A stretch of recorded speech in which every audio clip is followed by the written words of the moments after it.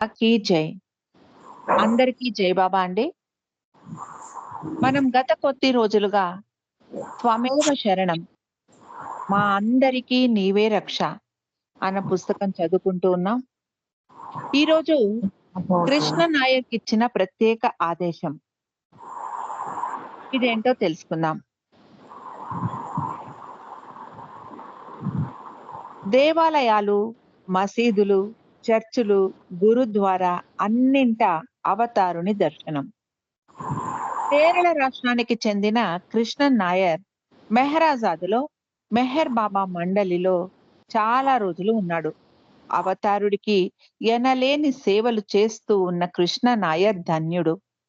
కృష్ణ నాయర్ తన స్వీయ అనుభవాన్ని ఒక సందర్భంలో ఇలా వివరించారు. ఇకపై అతడి మాటల్లోనే పరిశీలిద్దాం.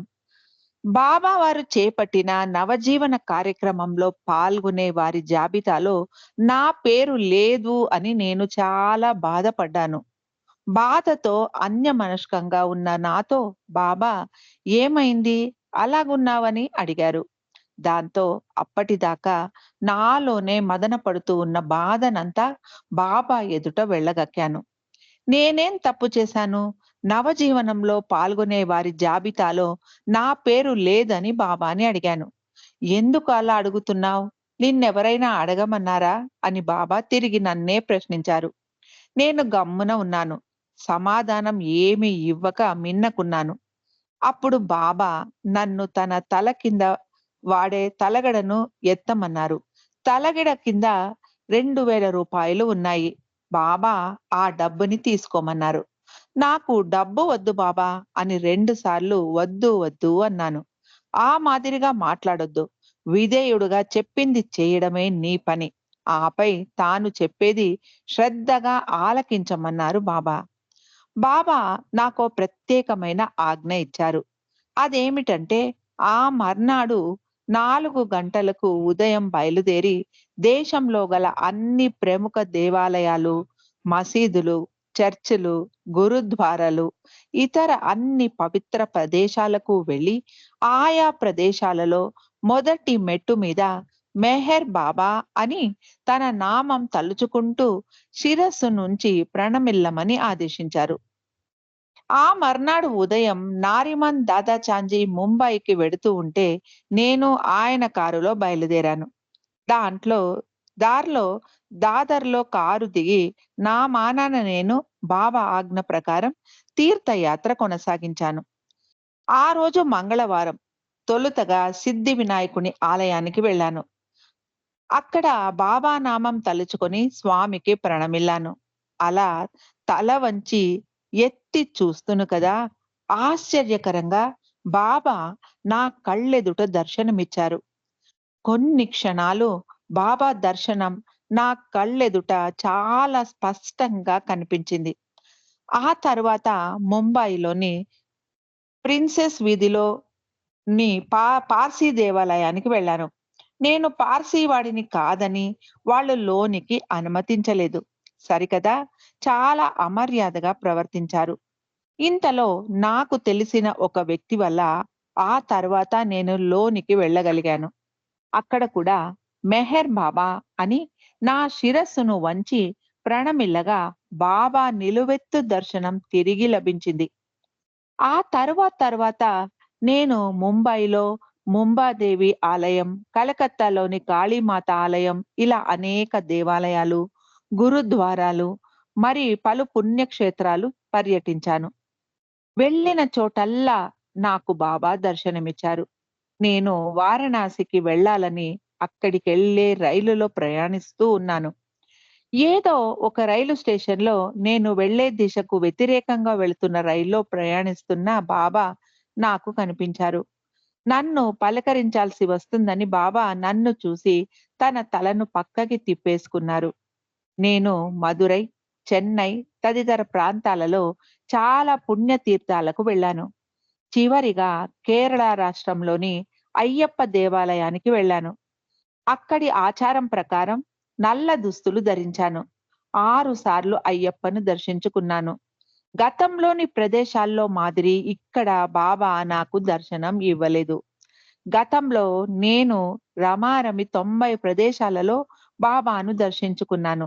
ఈ మార్పు వల్ల నాలో ఏదో దోషం ఉందని చాలా భయపడ్డాను. ఏదో తెలిసియో, తెలియకనో తప్పు చేశాను అనుకున్నాను. అందుకే అవతారుడు కనుమరుగయ్యాడని బాధపడ్డాను. ఇక్కడ అయ్యప్ప స్వామి దర్శనార్థం వెళ్ళేటప్పుడల్లా సుమారు 6 సార్లు నాతో కొబ్బరికాయ తీసుకెళ్ళాను. ఏడవసారి నాతో నారికేళం తీసుకెళ్ళాను. బాబా నామం తలుచుకుంటూ స్వామికి ప్రణమిల్లాను. ఏడవసారి బాబా దర్శనం ఎప్పటిలా లభించింది.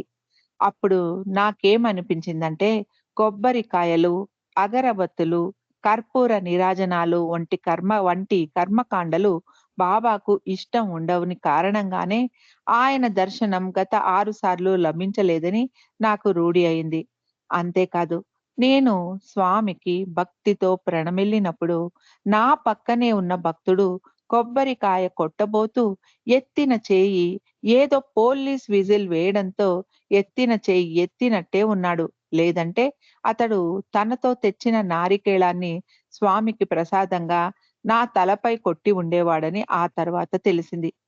బాబా తన సందేశంలో పలుమార్లు చెప్పినట్టు అన్ని పుణ్యక్షేత్రాల్లో, దేవాలయాల్లో, చర్చిల్లో, మసీదు, గురుద్వారా ఇలా అన్ని చోట్ల ఉన్నది తానేనని నాకు ఈ మాదిరిగా రుజువు చేశారు అని నాకిప్పుడు అనిపిస్తుంది.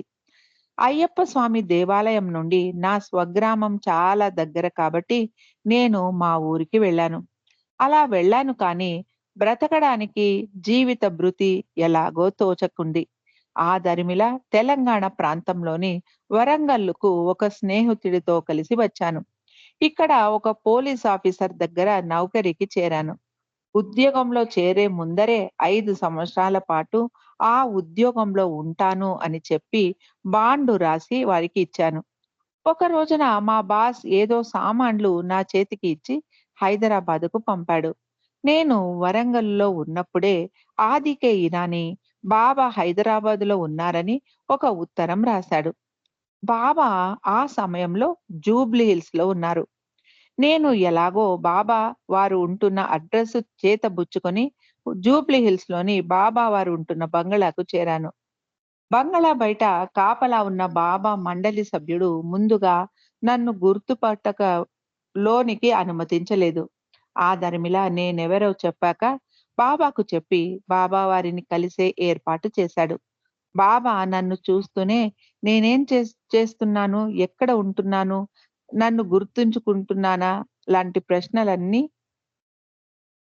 కుశల ప్రశ్నలు అడిగారు. నేను చేసిన తీర్థాల యాత్ర గురించి, నాకు లభించిన బాబా దర్శన భాగ్యం గురించి అడిగి తెలుసుకున్నారు. వరంగల్లులో నేను చేస్తున్న ఉద్యోగం, అక్కడ వారికి నేను రాసి ఇచ్చిన బాండు గురించి అన్ని విషయాలు బాబాతో చెప్పాను. నీతో నన్ను ఉండనీయలేదని బాబాకు గుర్తు చేశాను. ఆ పిదప బాబాతో ఉండటానికి రమ్మన్నారు. అయితే నేను పనిచేస్తున్న పోలీస్ ఆఫీసర్ అన్ని విధాలా అంగీకరిస్తేనే సుమా అని బాబా హెచ్చరించారు. అవతారుని లీలలు అనంతం. అవి సామాన్యులకు అవగతం కావు సుమి అని కృష్ణ నాయర్ ముగించారు. ఇక్కడ మెహర్ సందేశం. మీ మనస్సు కొన్ని వేల ఆలోచనలతో నిండి ఉంటుంది అన్నారు బాబా తన సందేశంలో. మీరేది ఊహించినా అది మీ మనస్సుతోనే చేస్తారు. మనస్సులో కొన్ని వేల ఆలోచనలు ఎలా ఉద్భవిస్తున్నాయో మీకు తెలుసా? అని బాబా ప్రశ్నిస్తూ, మీకు తెలియకుండానే ఆ ఆలోచనలు వచ్చి పడుతూ ఉంటాయి. మీరు తీసుకునే శ్వాస మీకు తెలియకుండానే జరుగుతోంది. అనుక్షణం ఊపిరి పీల్చుకుంటూ ఉన్నారు. గాలి లోపలికి పోతుంది, బయటికి వస్తుంది. ఉచ్ఛ్వాస, నిశ్వాసాలు మీ అనుమతి లేకుండా సహజ రీతిలో జరుగుతూ ఉంటుంది. భగవంతుడు మీ శ్వాస కన్నా దగ్గరగా ఉన్నాడు. అయితే అది మీకు తెలియదు. అది గమనించమన్నారు. ప్రతి ఒక్కరూ భగవంతుణ్ణి ప్రేమికునిగా మారాలి. అది చెప్పినంత సులువైనది కాదు. ఎంతో కష్టంతో కూడుకున్నది. అయితే భగవంతుణ్ణి, భగవంతుని ప్రేమికునిగా కావాలంటే భగవంతుణ్ణి బాధదుడిగా ప్రేమికుడు మారాలి అన్నాడు హఫీజ్. భగవంతుని పాదధూళిగా మారిన సుమారు 1,00,000 మందిలో ఏ ఒక్కడో ఒకే ఒక్కడు విజయం సాధించగలుగుతాడు. మిగిలిన వారు ఎందుకు విజయం సాధించలేరు? అదెందుకు అసాధ్యం అని ప్రశ్నిస్తే, అందుకు మీకు మీరే నిందితులని, మీ మనస్సులో అసంఖ్యాకమైన ఆలోచనలతో నిండి ఉండటమే అని బాబా తన ప్రవచనంలో అన్నారు. మనసు కట్టిడికి నిరంతర బాబా నామస్మరణే చక్కని దివ్య ఔషధం అన్నారు బాబా. ఇక ఠాకూర్ ఇదేంటో తెలుసుకుందాం. మెహర్ బాబా నవజీవనంలో భాగంగా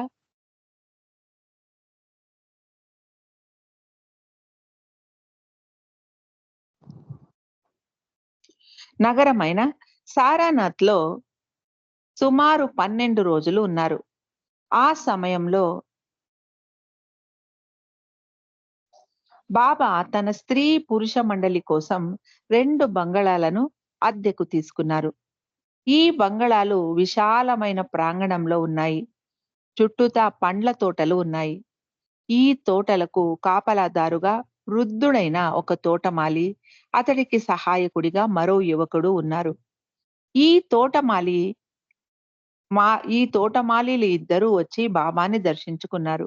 ఏమైనా మిగిలిన ఆహార పదార్థాలు ఉంటే వాటిని ప్రేమగా కుర్ర తోటమాలికి ఇచ్చేవారు స్త్రీ మండలి. అతడు ఆనందంగా తీసుకునేవాడు. అయితే ఈ వృద్ధుడు మాత్రం తనకేమీ వద్దని సున్నితంగా తిరస్కరించేవాడు. బాబా మండలి సభ్యురాలు డాక్టర్ గోహెర్ ఆ ముసలివానితో మాట్లాడుతూ ఉండేది. దాంతో అతడికి నా అనేవాళ్ళు ఎవ్వరూ లేరు అని తెలిసింది. భార్య ఎన్నడో చనిపోయింది. అలా ఒంటరిగా ఒక సన్యాసిలా భగవద్ధ్యానంలో కాలం వెళ్లదీస్తూ ఉన్నాడు. అతడు చలిలో ఆరు బయట ఒక పాత కుక్కి మంచంపై పడుకుంటూ ఉండేవాడు. తెల్లవారుజామున 4 గంటలకే లేచి రామనామ స్మరణ చేసుకునేవాడు. ఈ నామస్మరణలో ఇంకా కాసేపు పడుకోవాలని ఉన్న స్త్రీ మండలి పెందరాడేసేవారు. బాబా కూడా ఆ శ్రీరామ నామజపం ఆలకించండి అని పెందలకడనే లేపేసేవారు. అతగాడు పగలంతా కూడా రామనామం జపించేవాడు. బయట చలికి గడ్డ కట్టేలాగా ఉన్న చిన్న గోచి, పాత గుడ్డ నడుముకి కట్టుకొని బావి దగ్గర ఉదయాన్నే చన్నీళ్ల స్నానం చేసేవాడు. రగ్గులు కప్పుకుంటున్న చలి భరించలేక చస్తూ ఉంటే ఆ తోటమాలి తీరు ఆశ్చర్యం కలిగించేది స్త్రీ మండలికి. తోటలో పండిన కూరగాయలు బాబా మండలికి ఇచ్చేవాడు అతడు. బాబాకు అతడంటే ప్రత్యేక అభిమానం కలిగింది. ఒక రోజున బాబా అతడికి ఏం కావాలో కనుక్కోమన్నారు. మండలి వారు అలా అడగ్గానే అతడు టపీమని నాకేం కావాలి? ఏమీ అక్కరలేదు అన్నాడు. నాకు కావాల్సినవన్నీ నా ఠాకూర్ చూసుకుంటున్నాడు అన్నాడు. ఠాకూర్ అంటే తోట యజమాని అనుకున్నారు అందరూ. ఉత్తరాదిన శ్రీకృష్ణుణ్ణి ఠాకూర్ అని పిలుస్తారు. ఆయనే తమ సర్వస్వంగా ఆరాధిస్తారు. ఒకరోజు రాత్రి మంచి చలిలో పల్చని దుప్పటి కప్పుకొని పడుకొని ఉన్న మాలిని చూసిన బాబా తిరిగి తన మండలిని అతడి దగ్గరికి పంపారు. అతడు ఏది కావాలనుకుంటే దాన్ని తప్పకుండా ఇద్దాము అన్నారు బాబా. అతగాడిని ఎంత అడిగినా నాకేమీ వద్దు. అంతా ఠాకూరే ఇస్తాడు. నాకేమి అవసరాలు లేవు అన్నాడు. అతి బలవంతం మీద సరే ఒక అగ్గెపెట్టె ఇప్పించండి చాలు అన్నాడు తోటమాలి. బాబాకు ఈ విషయం చెప్పారు. బాబా అతడిని పిలిపించారు. అతడు కోరిన అగ్గిపెట్టెను ఇస్తూ ఒక దుప్పటి కూడా ఇచ్చి ఇది నా ప్రసాదం స్వీకరించమన్నారు బాబా. తోటమాలి మారు మాట్లాడలేదు. నేను ధన్యుడను. ఇది భగవంతుడు ఇచ్చిన కానుక అన్నాడు. ఆ పిదప బాబా మండలితో మాట్లాడుతూ అతడికి ఎలాంటి కోరికలు లేవు. అతను ఒక నిజమైన సాధువు. అతడు కోరుకున్నది ఠాకూర్‌ని. అందుకే ఈ రోజున ఆ ఠాకూర్ అతని కోసం వెదుక్కుంటూ ఇక్కడికి వచ్చాడు అని అన్నారు బాబా. నవజీవనం హైదరాబాద్. మడ్ ఫోర్ట్‌లో బాబా ఇదేంటో తెలుసుకుందాం. అది 1950 నవంబర్ 21వ తారీఖు.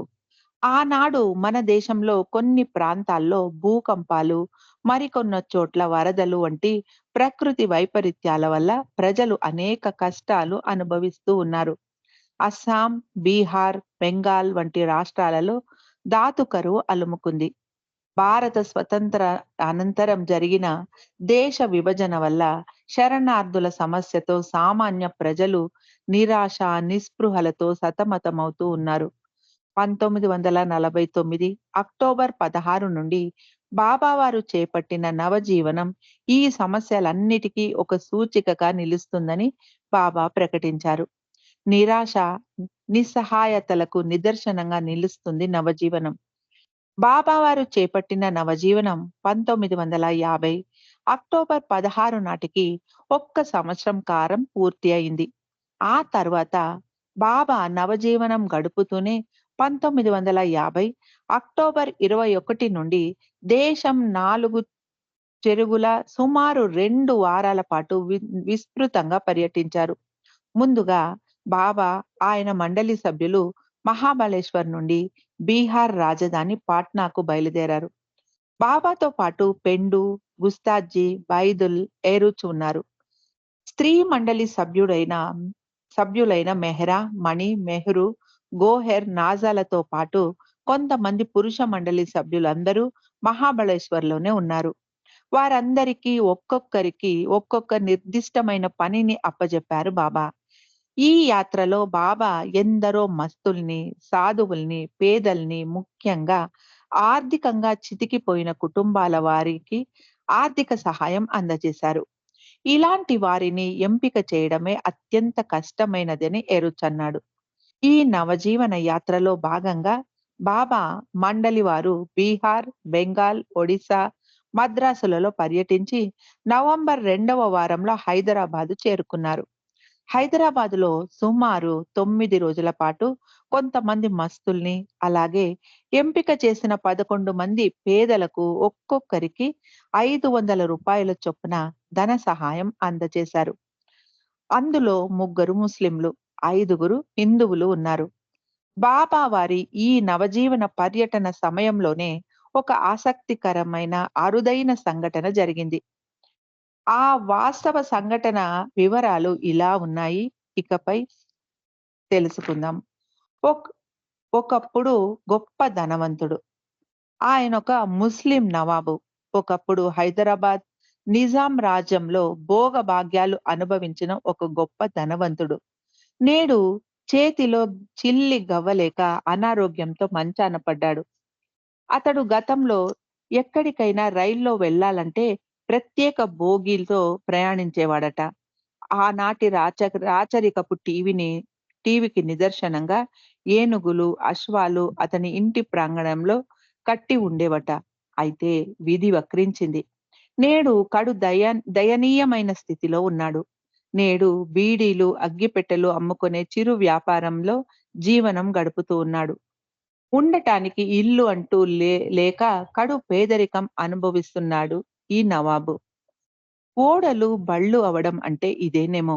మండలి సభ్యుడైన ఏరోజ్ ఆ నోట ఈ నోట ఈ నవాబు గారి గురించి విని అతడి కోసం వెదికి, గాలించి చివరాఖరకు సికింద్రాబాద్ ప్రాంతంలో కార్ఖానా సమీపంలో ఉన్న మడ్ ఫోర్ట్ దగ్గర ఉన్న స్థానిక ప్రభుత్వ అతిథి గృహం వరండాలో ఉంటూ ఉన్న నవాబు గారిని చేరుకున్నారు.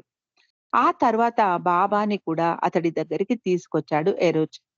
ప్రస్తుతం ఆ పేద ముస్లిం నవాబు ముసలితనంతో, అనారోగ్యంతో ఉన్నాడు. అతడి పక్కనే చిన్న చెక్క బల్ల, దాని పైన కొన్ని బీడీ కట్టలు, అగ్గిపెట్టెలు ఉన్నాయి. దగ్గరలో మరెవ్వరూ లేరు. అయితే ఏరోజ్ అతన్ని లేపి, మా పెద్దన్న గారు వచ్చారు. మీకు మా అన్నగారు పెద్ద మనసుతో కొంత డబ్బు ప్రేమ కానుకగా ఇవ్వాలని అనుకుంటున్నారు. దయచేసి అంగీకరించాల్సిందిగా కోరుతున్నాము అన్నాడు. అయితే ఆ పేద నవాబు మాత్రం దక్షిణ ఇస్తాననగానే తీసుకోలేదు. మీరెవరు? ఎక్కడి నుండి వస్తున్నారు? నాకెందుకు డబ్బు ఇవ్వాలనుకుంటున్నారు? నాకు డబ్బు ఇవ్వడంతో ఏమైనా కారణం దాగి ఉందా? అని ఎలాంటి సంకోచం లేకుండా ఎరిస్‌ని ప్రశ్నించాడు. ఇందులో ఎలాంటి కారణం దాగి లేదు. భగవంతుని కృపగా మా పెద్దన్న గారు మీకు కొంత మొత్తం ఇవ్వదలిచారు. మీరు దయచేసి స్వీకరించవలసింది అని తిరిగి అన్నాడు ఏరోజ్. అయినప్పటికీ పేద నవాబు బాబా వారి ఇస్తానన్న దక్షిణ తీసుకోవడానికి సంకోచిస్తూ ఉంటే ఏరోజ్ అతడిని ఒప్పించి బాబా వారు ఇచ్చే దక్షిణ తీసుకునేందుకు అంగీకరింపచేశాడు. ఇంతలో స్థానికులు చాలా మంది బాబా, ఏరోజ్ తదితర మండలి వారందరి చుట్టూతా గుమిగూడారు. వారందరూ బాబా బృందాన్ని వింతగా చూస్తున్నారు. ఇంతమంది జనసందోహం నడుమ ముందుగా వారికి ఇవ్వాల్సిన దక్షిణ ఇచ్చి తిరిగి వెళ్ళిపోదామనుకున్నారు. దక్షిణగా రూ. 500. సాధారణంగా ఇలాంటి దక్షిణ ఇచ్చినప్పుడు దక్షిణ తీసుకున్న వారి పాదాలను బాబా కడిగి ఒక పొడి తువాలుతో వారి పాదాలు శుభ్రపరిచి పాదాభివందనం చేయడం ఒక ఆనవాయితీ. ఇంత జనసందోహంలో అలాంటిది ఏమీ లేకుండా ఇవ్వాల్సిన దక్షిణ ఇచ్చి వెనుదిరుగుదామనుకుంటున్నారు బాబా. అయితే ఇంతమంది నడుమ దక్షిణ ఇచ్చి వెళ్ళిపోతే ఆ వ్యక్తి ఉన్న పరిస్థితులలో ఇచ్చిన ఆ డబ్బు తలా కాస్త తస్కరించవచ్చని ఏరోజ్ బాబాతో అన్నాడు. డబ్బులు చూస్తే ఎవ్వరైనా వెర్రివారు అవుతారు కదా అన్నాడు. ఆ మాటలలో నిజమెంతో ఉంది అన్నారు బాబా. ఎరోజ్, పెండు ముగ్గురు కలిసి ఆ పేద నవాబుని లేపి వరండా చివర్లో కాళ్ళు కిందికి వేలాడేలాగా కూర్చోబెట్టారు. ఆ తర్వాత ముందుగా సిద్ధంగా ఉంచిన బకెట్లోని నీళ్లు తీసుకొని ఒక బేసిన్‌లో అతడి కాళ్ళు ఉంచి పాదాలు ప్రక్షాళన చేశారు. అనంతరం పొడి తువ్వాలుతో శుభ్రం చేసి అతడికి బాబా పాదాభివందనం చేసి రూ. 500 దక్షిణగా అతడి చేతికి అందజేశారు. ఆ రోజుల్లో రూ. 500 పెద్ద సొమ్ము కదా! అంత సొమ్ము ఒక్కసారిగా కళ్ళ చూసేసరికి ఆ పేద నవాబు కళ్ళు తిరిగి సొమ్మసిల్లిపోయాడు. ఇది చూసిన స్థానిక జనం ఊరుకుంటారా? పెద్ద ఎత్తున గందరగోళం సృష్టించారు. అతను చనిపోయాడని ఆందోళన చేశారు. బాబా బృందం అతన్ని చంపడానికే వచ్చారని అన్నారు. ఏమవుతుందో గదా అని ఎరోజ్, పెండూలు భయపడ్డారు. బాబా మాత్రం స్థిరంగా ఉన్నారు. ఆ నవాబు గారి తాలూకా ఎవరైనా ఉన్నారేమో వాకబు చేయమన్నారు బాబా. అతడికి భార్య ఉంది. కానీ ఆ సమయంలో ఆమె మందులు తీసుకురావడం కోసం ఆస్పత్రికి వెళ్ళింది. ఆమె వచ్చాక నవాబు గారు చనిపోయారని తెలిస్తే ఆమె మిమ్మల్ని జైలుకి పంపుతుంది. వారిద్దరూ గొప్ప దైవీ భక్తులు. దేవుణ్ణి నమ్ముకున్నవారు. ఆ గుంపులో నుండి ఒకతడు మీరే మా నవాబుకి విషం ఇచ్చి చంపేశారు అన్నాడు.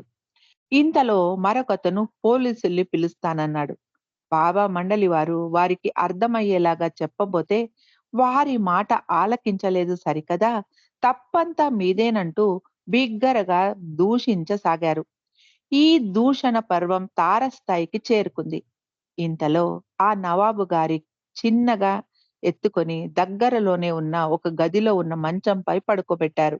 బాబా అతడి తలని తన ఒడిలో పెట్టుకొని విసనకర్రతో గాలి వచ్చేలాగా విసిరారు. బయట ఉన్న స్థానికులు లోపలికి దూసుకు రావడానికి ప్రయత్నిస్తూ ఉంటే బాబా బృందంలో ఒకరు ఒక గ్లాసుతో నీళ్లు తెచ్చి సొమ్మసిల్లిన నవాబు గారి ముఖం పైన చల్లారు. ఇంతలో మందుల కోసం వెళ్ళిన భార్య తిరిగి వచ్చింది. మంచంపై అచేతనంగా చచ్చిపోయినట్టున్న భర్తను చూసి ఆమె గొల్లుమని ఏడవడం మొదలుపెట్టింది. మా సర్వస్వం కోల్పోయాము. అతను తోడుగా ఉన్న ఒక్కగానొక్క భర్తని మీరు తీసుకెళ్ళిపోయారు అంటూ ఆమె చేస్తున్న రోదనని ఎవ్వరూ ఆపలేకపోయారు. అతను చనిపోలేదు. ఒక్కసారిగా పెద్ద మొత్తం డబ్బు చూసేసరికి అతడికి స్పృహ తప్పిందని ఏరోజ్ నచ్చజెప్పబోయాడు. ఏరోజ్ మాటల్ని ఆమె అర్థం చేసుకోలేదు.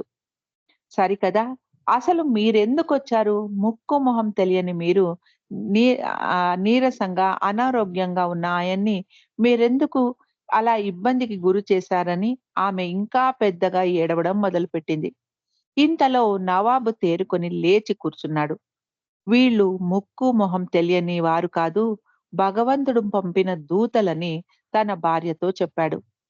ఆమె కూడా బాబాని, మండలి వారిని ఏదో అడగబోతూ ఉండగా, ఇక పోదాం ఇక్కడి నుండి అన్నట్టు బాబా సౌజ్ఞ చేశారు. ఇది భగవంతుడు ఇచ్చిన కానుక.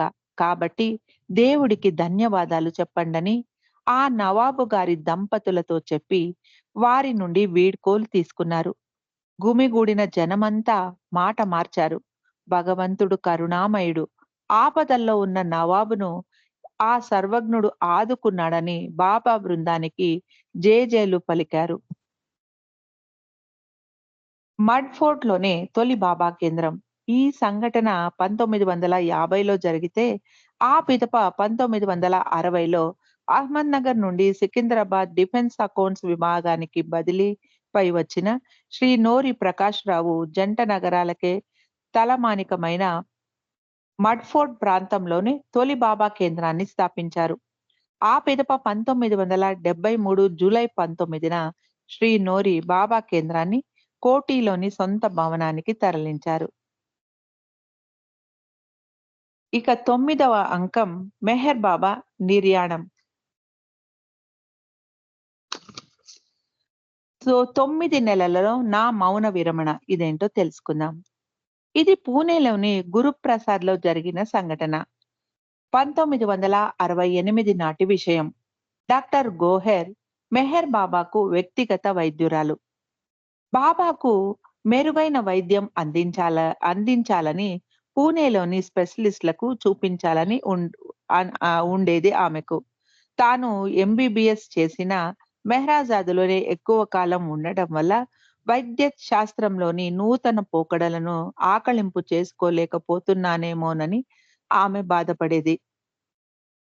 ఈ నేపథ్యంలో 1968 వేసవి విడిదిగా పూణే గురుప్రసాద్‌లో బాబా విడిది చేసి ఉన్నప్పుడు బాబా అనుమతి తీసుకొని పూణేలోని ప్రముఖ వైద్యునిగా ప్రఖ్యాతి చెందిన డాక్టర్ గ్రాంట్‌ను బాబాకు వైద్య పరీక్షలు నిర్వహించడానికి పిలిపించారు. అలా వచ్చిన డాక్టర్ గ్రాంట్ మండలి సభ్యుడు ఎరుజ్ సాదరంగా గురుప్రసాద్‌కు ఆహ్వానించారు. ఆయన్ని బాబా ఎదుటకు తీసుకెళ్లారు. డాక్టర్ గ్రాంట్ సన్నగా, పీలగా, అలసిన ముఖ కవళికలతో ఉన్నాడు. ఆయన బాబా పక్కన కూర్చోగానే, బాబా ఆయన ఆరోగ్యం ఎలా ఉంది అని కుశల ప్రశ్నలు అడిగారు. నీవు గురుప్రసాద్‌కు వచ్చినందుకు చాలా సంతోషంగా ఉంది అన్నారు. నీ పని ఒత్తిడి ఎలా ఉంది? వేళకు భోజనం చేస్తూ ఉన్నావా? తగిన విశ్రాంతి తీసుకుంటున్నావా? వేళకు తినకపోతే ఆరోగ్యం పాడవుతుందని డాక్టర్ గ్రాంట్‌తో బాబా అన్నారు. డాక్టర్ గ్రాంట్ కూడా అవును బాబా, క్షణం తీరిక ఉండటం లేదు. వేళకు తినడం కుదరదు.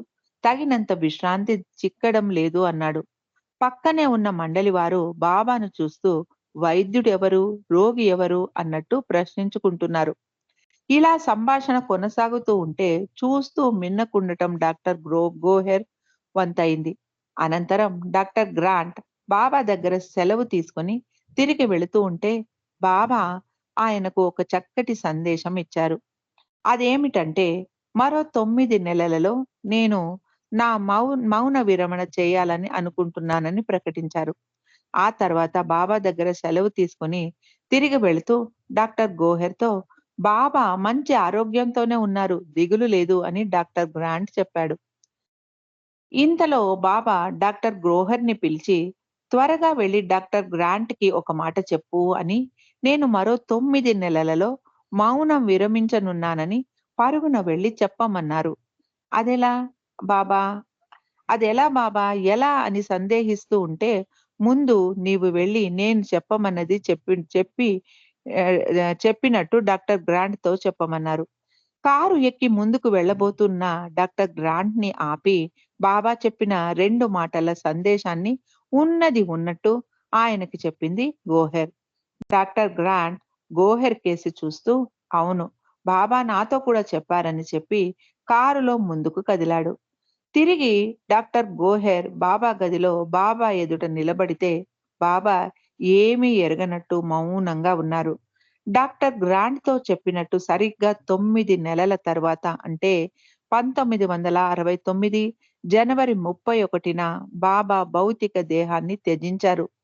మౌనం విరమిస్తున్నానని బాబా పలుమార్లు చెబితే, ఆ మాటల్లోని అంతరార్థం మాకు బోధపడలేదు అని మండలి వారు అన్నారు. ఇక బెండి బైగన్ ఇదేంటో తెలుసుకుందాం. డాక్టర్ జిఎస్ఎన్ మూర్తి గారు పాఠకులందరికీ సుపరిచితులే. తెలుగు, ఇంగ్లీష్, హిందీ, సంస్కృతం ఇలా పలు భాషల్లో ఆయన అనర్గళంగా బాబా సందేశాలపై ప్రసంగించేవారు. మెహర్ బాబా తన వివేకానందుడు అని ఆయనకి కితాబిచ్చారు. అనునిత్యం తనకు తెలిసిన వారితో పరిచయం లేని వారు తటస్థపడ్డా కూడా బాబా సందేశాల గురించి మాట్లాడే గొప్ప బాబా ప్రేమికుడు జిఎస్ఎన్. అలాంటిది తన సన్నిహిత మిత్రుడికి మాత్రం బాబా గురించి ఎంత చెప్పినా, అతన్ని ఎన్ని సత్సంగాలకు, సహవాసులకు తీసుకెళ్ళినా, అతడు మీ బాబాను మాత్రం నమ్మలేను అని నిక్కచ్చిగా చెప్పేవాడు. ఇది ఇలా ఉంటే, ఒక రోజున వీరిద్దరికిని ఒక స్నేహితుడు భోజనానికి పిలిచాడు. అలా భోజనానికి వెళుతూ కూడా తనదైన ధోరణితో జిఎస్ఎన్ బాబా ప్రస్తావన ఆయనతో చేయడంతో, బాబా పట్ల ఏమాత్రమూ నమ్మకం లేని ఆయన స్నేహితుడు బిగ్గరగా, మనం భోజనానికి వెళ్ళే చోట ప్రధానంగా బెండ, బైగన్ అంటే వంకాయలతో వంట వంటకాలు ఉంటే నేను మీ బాబాను అంగీకరిస్తాను అన్నాడు. జిఎస్ఎన్ ఈ హఠాత్ నిర్ణయానికి హషతుడయ్యాడు. వంకాయ, బెండీలకు అది సీజన్ కూడా కాదు. మార్కెట్‌లో ఆ 2 కూరగాయలు దొరికే రోజులు కావవి. ఏమైతేనేమి మాటల్లో అన్నీ మరచిపోయి నడుచుకుంటూ లంచ్‌కి పిలిచిన వారి ఇంటికి సరైన టైంకి వెళ్లారు. ఆశ్చర్యం కలిగించేదేమంటే భోజనం టేబుల్ దగ్గర కూర్చోగానే వారి కంటికి ప్రధానంగా కనపడింది బెండ, వంకాయలతో కూడిన వంటకాలే ఉన్నాయి. ఇక చెప్పేదేముంది? జిఎస్ఎన్ గారి స్నేహితుడు ఆ దరిమిలా గొప్ప బాబా ప్రేమికుడయ్యాడు. జిఎస్ఎన్ గారి బాబా సందేశాల చతుర సంభాషణ, ప్రసంగాల కంటే నోరు లేని 2 కూరగాయలు అతన్ని బాబా పట్ల ఆకర్షితుడిని చేశాయి. 1969 ఇదేంటో తెలుసుకుందాం. 1940 దశకంలో జరిగిన సంఘటన ఇది. శ్రీ ఎంఆర్ డాకెపాల్కర్ అవతారునితో 1920వ దశకం నుండి మెహరాబాద్ ఆశ్రమంలో ఉన్నాడు. ఈయన్ని క్లుప్తంగా డాకేజీ అని పిలుస్తారు. బాబాతో సన్నిహితంగా గడిపిన ప్రేమికులలో శ్రీ డాకే ఒకరు. బాబాతో గడిపిన రోజులలో జరిగిన అనేక ఆసక్తికర సంఘటనలకు శ్రీ డాకే ప్రత్యక్ష సాక్షి. ఆ విశేషాలన్నిటినీ ఆయన in the company of Avatar Meher Baba పేరిట ఒక చిన్న గ్రంథాన్ని ప్రచురించారు. ఈ గ్రంథంలో మెహర్ బాబా తన భౌతిక దేహత్యాగం గురించి సుమారు 2.5 దశాబ్దాల క్రితమే ఒక రైలు ప్రయాణంలో తమకు సూచించారని శ్రీ డాకే ఈ గ్రంథంలో పేర్కొన్నారు. ఆసక్తికరంగా సాగే ఈ శీర్షికకు ఇకపై డాకే మాటల్లోనే పరిశీలిద్దాం. మెహర్ బాబాతో కలిసి మేమందరం రైల్లో మద్రాస్ వెళుతూ ఉన్నాం. ఆ రోజుల్లో ఇదొక సుదీర్ఘ ప్రయాణం. ఇది ఇలా ఉంటే, ప్రయాణంలో బాబా మాతో సరదాగా మాట్లాడుతూ ఏదైనా కథలు, జోక్స్ లాంటివి చెప్పమన్నారు. అలా అంటూనే నా మనసులో ఒక సంవత్సరం ఉంది. ఆ సంవత్స ఆ సంవత్సరంలో ఒక గొప్ప సంఘటన జరుగుతుంది. ఆ సంఘటనతో యావత్ ప్రపంచం కూడా ఒక పెద్ద షాక్‌కు గురయ్యే అవకాశం ఉంది అన్నారు. ఆ సంవత్సరం ఏదో చెప్పిన వారికి రూ. 5 బహుమతి ఇస్తానని బాబా ప్రకటించారు. ఇందుకు బాబా ఒక క్లూ కూడా ఇచ్చారు. నా మనసులో ఉన్న సంవత్సరం 1950, 1999 నడుమ ఉంటుంది అన్నారు. మాలో ప్రతి ఒక్కరూ వారి వారి ప్రయత్నం వారు చేశారు. వారు ఊహించిన సంవత్సరాన్ని బాబా ఎదుట చెప్పారు. అయితే మండలి వారు చెప్పిన ఆయా సంవత్సరాన్ని బాబా అంగీకరించలేదు. ఆపై నా వంతు వచ్చింది. నేను ఒక్క క్షణంలో 1969 అని చెప్పాను. వెంటనే బాబా ఆశ్చర్యంగా ఇది కరెక్ట్ అన్నారు.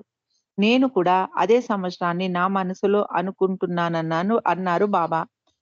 నేను కూడా అదే సంవత్సరాన్ని నా మనసులో అనుకుంటున్నాను అన్నారు బాబా. అంత కరెక్ట్‌గా నీవెలా చెప్పగలిగావు? అని బాబా నన్ను ప్రశ్నించారు.